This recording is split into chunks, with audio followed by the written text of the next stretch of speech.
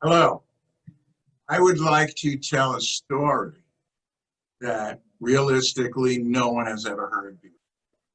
It's a story about a young man, and it happened many years ago, probably around 1968 when I was either 15 or 16 years old. Uh, when I was home, I lived with my mom, my brother, and my sister. They haven't even heard the story.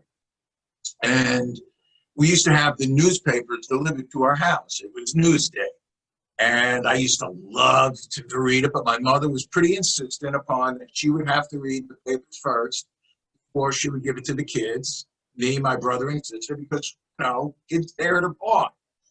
But she had it. It just came. She hadn't read it. I saw it. She said, okay, Arnie, but please keep it neat. I haven't read it yet. So I took it into my bedroom like that, and I started reading. It was since it was in the beginning of the year, it was in the fall, in the winter. It was no baseball, so and I'm a baseball junkie. So I started to, read all the sports. That's the first thing you do, and then after I finished, I was looking for any trades or anything that could have happened in baseball. I turned to the papers part because then I would read the paper. That's how I did it. Something caught my eye. MacArthur high school graduate missing in action in Vietnam. Well, I looked, and it was someone whose name I recognized, Terry Jordan. I believe it's Terence Patrick Jordan. And I read it, and I was upset about it because of what it was, but I also started thinking about Terry Jordan. Terry Jordan was one of those kids that, as we grew up, we called them hoodlum. If he was walking on the side of the street and you were walking, you'd go across the street because he just might walk up to you and punch you in the face. I mean, that's the way he was. And he created a fear. And I didn't think he was a nice person. And I know all my friends never thought he was a nice person.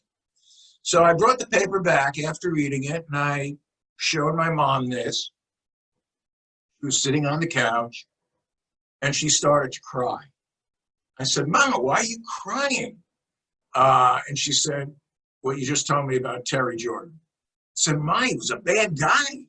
He would, and I was explaining, and she said, Arnie, no, he wasn't. You didn't really know him. I didn't know him well either. She really got on me. And she proceeded to tell me a story about she was walking home from the stores carrying packages of groceries, and he lived about 4 or 5 blocks away from us. And as she was walking by his home, he came out and said, ma'am, I know where you live. Everybody knew everybody in the neighborhoods. And he proceeded to take both the bags and carry them home for my mother. Didn't want any money, didn't want anything. And my mother told me he was a good boy. And she would know better than anyone.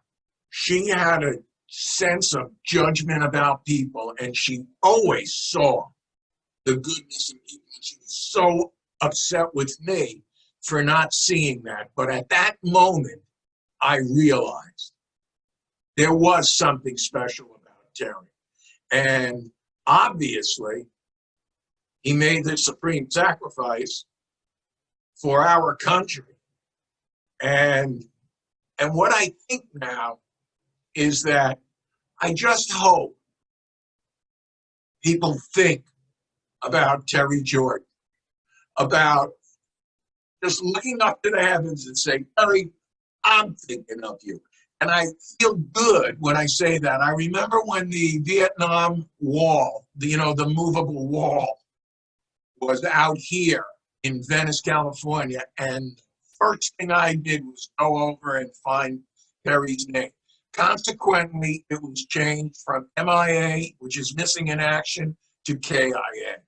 He was killed in a battle in Vietnam, and he was a superhero.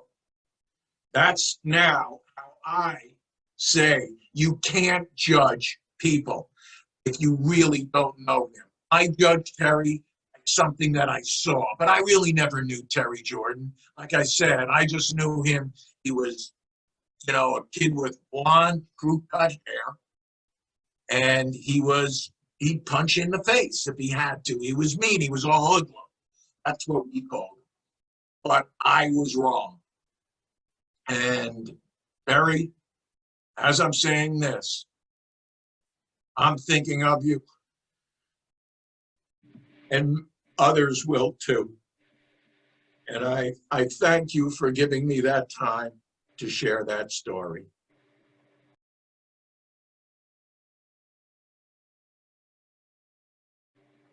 We appreciate each and every veteran that has ever served the United States of America to preserve the way of life. This has been Arnie Costell telling his side of why we want to salute our heroes. I'm Reginald Grant. This is Arnie Costell. Have a great day. Arnie? Thank you very much.